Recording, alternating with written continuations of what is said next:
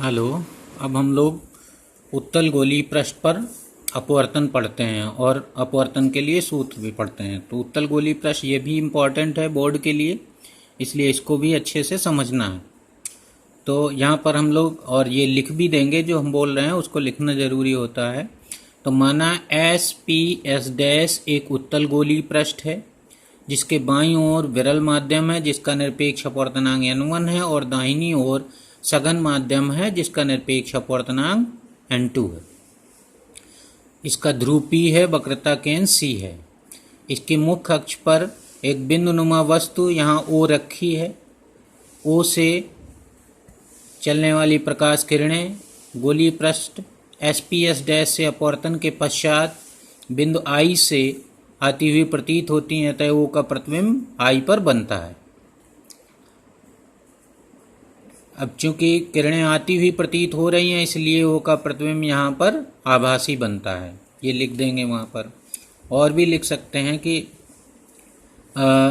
माना ध्रुव से वस्तु की दूरी u है, ध्रुव से प्रतिबिंब की दूरी v है और वक्रता त्रिज्या अर्थात P से C तक की दूरी कैपिटल R है।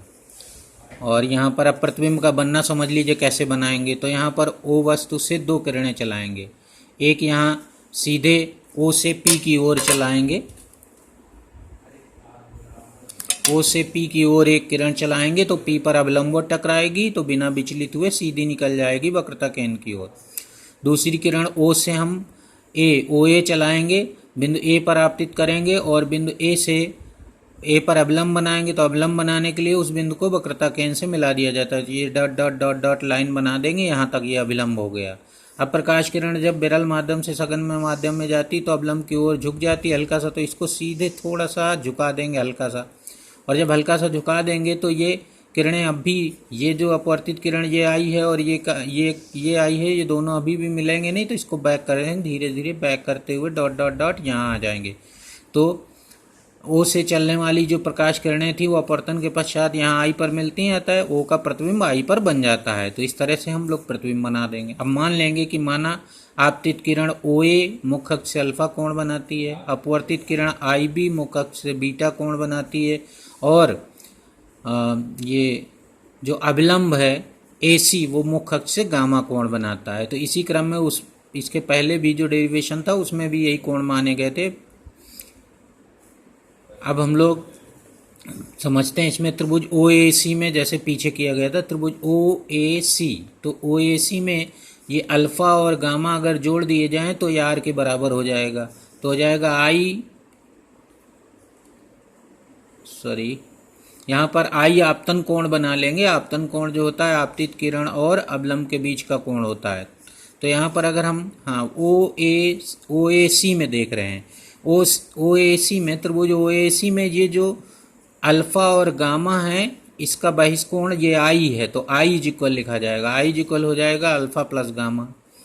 इसी तरह से त्रिभुज, तो इससे I निकल आता है। और त्रिभुज IAC में देखें, IAC, तो IAC में ये और ये मिलकर, ये दोनों मिलकर बहिष्कोण R बनाएंगे। तो R बराबर हो जाएगा बीटा प्लस गामा, ये बना हुआ है यहाँ पर R, तो बीटा प्लस गामा हो जाएगा। इस प्रकार I और R को हम यहाँ लिख लेंगे। अब हम स्नेल के नियम से लिख देंगे साइन I बटे साइन R बराबर N2 बटे N1, जहाँ N2 सघन माध्यम का निरपेक्ष अपवर्तनांक है और N1 विरल माध्यम का निरपेक्ष अपवर्तनांक है। तो जहाँ से किरण चली, तो जहाँ पहुँचती किरण उसको ऊपर लिखा जाता है निरपेक्ष अपवर्तनांक को, जहाँ से चलती है उसको नीचे। अब फिर से उसी तरह I व R को छोटे मान लेंगे और रेडियन में मापा जाए तो साइन I की जगह I, साइन R की जगह R लिख लेते हैं। तो I अपान R बराबर हो जाएगा N2 अपान N1। अब वही क्रॉस मल्टीप्लिकेशन कर देंगे तो आ जाएगा I N1 is equal R N2। I व R के मान समीकरण 1 और 2 से यहाँ से उठा कर रख देंगे तो आ जाएगा alpha plus gamma into N1 beta plus gamma into N2 equal, इसको ब्रैकेट खोल देंगे और ब्रैकेट खोल के बाद ट्रांसफ़र कर लेंगे। तो अल्फ़ा N1 पॉजिटिव रहेगा और बीटा N2 यहाँ आ जाएगा नेगेटिव हो जाएगा, तो गामा N2 यहाँ पर पॉजिटिव है और ये गामा N1 यहाँ नेगेटिव हो जाएगा। यहाँ गामा कॉमन ले लेंगे, N2 माइनस N1 हो जाएगा इससे। अब बिंदु A से मुख्य अक्ष पर लंब AM खींच लेते हैं और मान लेते हैं AM बराबर H है। A से मुख्य अक्ष पर अवलंब ये AM खींचेंगे और इस AM की हाइट को H ले लेंगे, इसकी ऊंचाई को हम लोग H ले लेते हैं।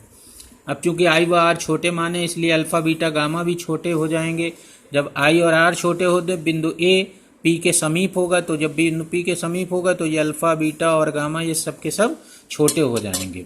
तो ऐसी कंडीशन में हम लोग अल्फा को tan अल्फा लिख सकते हैं, या इसके उल्टा भी tan अल्फा को अल्फा लिख दिया जाता है। तो यहाँ पर हम लोग अब समकोण त्रिभुज में OAM में समकोण त्रिभुज में देखेंगे पीछे, तो OAM में हो जाएगा tan अल्फा बराबर H बटे OM। इसी तरह समकोण त्रिभुज IAM में हो जाएगा बीटा बराबर H बटे IM, और त्रिभुज CAM में हो जाएगा गामा बराबर tan गामा बराबर H/CM। तो ये समझ लेंगे उस समकोण त्रिभुजों में तीनों में।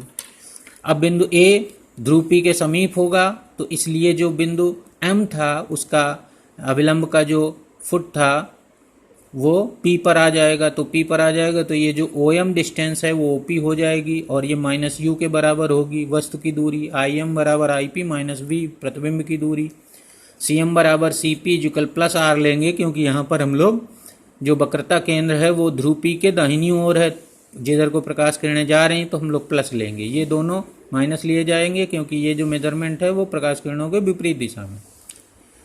तो अब अल्फा बराबर यहाँ से आ गया H बटे माइनस U, बीटा बराबर माइनस H बटे V, गामा बराबर H बटे R आ जाएगा। अब इन अल्फा बीटा गामा के मान समीकरण 3 में पीछे रख देंगे चल के। तो यहाँ पर जब मान रख देंगे पीछे तो आ जाएगा minus H/U N1 plus H/V N2 equal H/R N2 minus N1। H cut जाएगा तो आ जाएगा, ये पहले लिख लेंगे N2 बटे V पहले लिख लेंगे, माइनस N1 बटे U बाद में, और बराबर N2 माइनस N1/R।